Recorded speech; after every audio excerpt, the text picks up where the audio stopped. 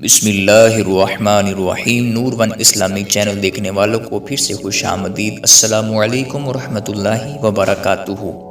حضرت سیدنا عیسیٰ روح اللہ علی نبینا و علیہ الصلوۃ والسلام کی خدمت میں ایک آدمی نے عرض کی، یا روح اللہ، میں آپ کی صحبت بابرکت میں رہ کر خدمت کرنا چاہتا ہوں اور علم شریعت حاصل کرنا چاہتا ہوں۔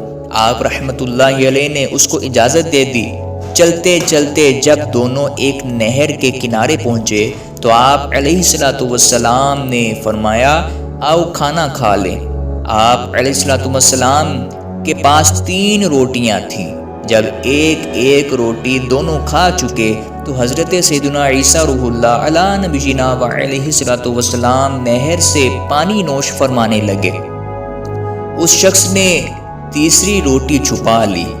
جب آپ علیہ السلام پانی پی کر واپس تشریف لائے تو روٹی موجود نہ پا کر استفسار فرمایا، یعنی پوچھا، تیسری روٹی کہاں گئی؟ اس نے جھوٹ بولتے ہوئے کہا، مجھے معلوم نہیں۔ آپ علیہ الصلوۃ والسلام خاموش ہو رہے۔ تھوڑی دیر بعد فرمایا، آؤ آگے چلیں۔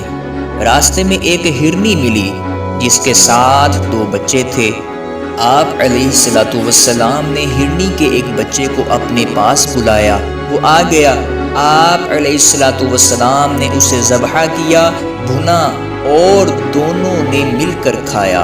گوشت کھا چکنے کے بعد آپ علیہ الصلوۃ والسلام نے ہڈیوں کو جمع کیا اور فرمایا، قم بإذن اللہ، یعنی اللہ پاک کے حکم سے زندہ ہو کر کھڑا ہو جا۔ ہرنی کا بچہ زندہ ہو کر اپنی ماں کے ساتھ چلا گیا۔ آپ علیہ الصلوۃ والسلام نے اس شخص سے فرمایا، تجھے اللہ پاک کی قسم ہے جس نے مجھے یہ معجزہ دکھانے کی قدرت عطا کی، سچ بتا وہ تیسری روٹی کہاں گئی؟ وہ بولا، مجھے نہیں معلوم۔ فرمایا، آؤ آگے چلیں۔ چلتے چلتے ایک دریا پر پہنچے اور بیٹھ گئے۔ آپ علیہ الصلوۃ والسلام نے اس شخص کا ہاتھ پکڑا اور پانی کے اوپر چلتے ہوئے دریا کے دوسرے کنارے پہنچ گئے۔ آپ علیہ الصلوۃ والسلام نے اس شخص سے فرمایا، تجھے اس خدا کی قسم جس نے مجھے یہ معجزہ دکھانے کی قدرت عطا کی، سچ بتا وہ تیسری روٹی کہاں گئی؟ وہ بولا، مجھے نہیں معلوم۔ آپ علیہ الصلوۃ والسلام نے فرمایا، آؤ آگے چلیں۔ چلتے چلتے ایک ریگستان میں پہنچے۔ آپ علیہ الصلوۃ والسلام نے ریت کی ایک ڈھیری بنائی اور فرمایا، اے ریت کی ڈھیری، اللہ پاک کے حکم سے سونا بن جا۔ وہ فوراً سونا بن گئی۔ آپ علیہ الصلوۃ والسلام نے اس کے 3 حصے کیے، پھر فرمایا، یہ ایک حصہ میرا ہے اور ایک حصہ تیرا اور ایک اس کا جس نے وہ تیسری روٹی لی۔ یہ سنتے ہی وہ شخص جھٹ بولا، یا روح اللہ، وہ تیسری روٹی میں نے ہی لی تھی۔ آپ علیہ الصلوۃ والسلام نے فرمایا، یہ سارا سونا تو ہی لے لے۔ پھر اس کو چھوڑ کر آگے تشریف لے گئے۔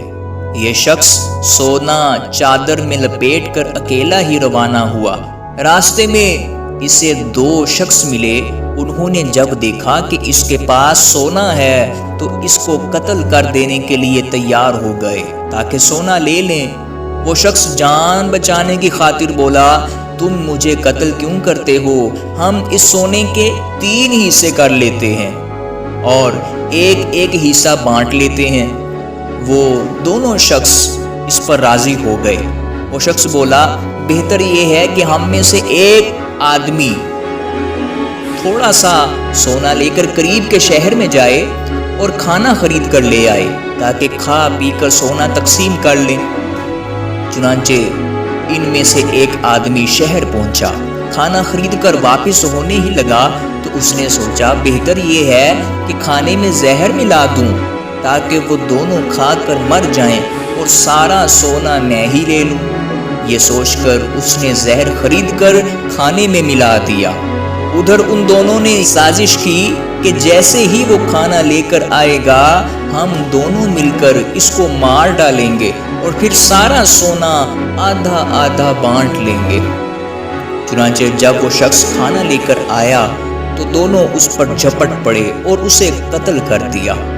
اس کے بعد خوشی خوشی کھانا کھانے کے لیے بیٹھے تو زہر نے اپنا کام کر دکھایا اور یہ دونوں بھی تڑپ تڑپ کر ٹھنڈے ہو گئے اور سونا جوں کا توں پڑا رہا۔ پھر حضرت سیدنا عیسیٰ روح اللہ علی نبینا و علیہ الصلوۃ والسلام واپس لوٹے تو چند آدمی آپ علیہ الصلوۃ والسلام کے ہمراہ تھے۔ آپ علیہ الصلوۃ والسلام نے سونے اور تینوں لاشوں کی طرف اشارہ کر کے اپنے ہمراہیوں سے فرمایا کہ دیکھ لو دنیا کا یہ حال ہے، بس تم کو لازم ہے کہ اس سے بچتے رہو۔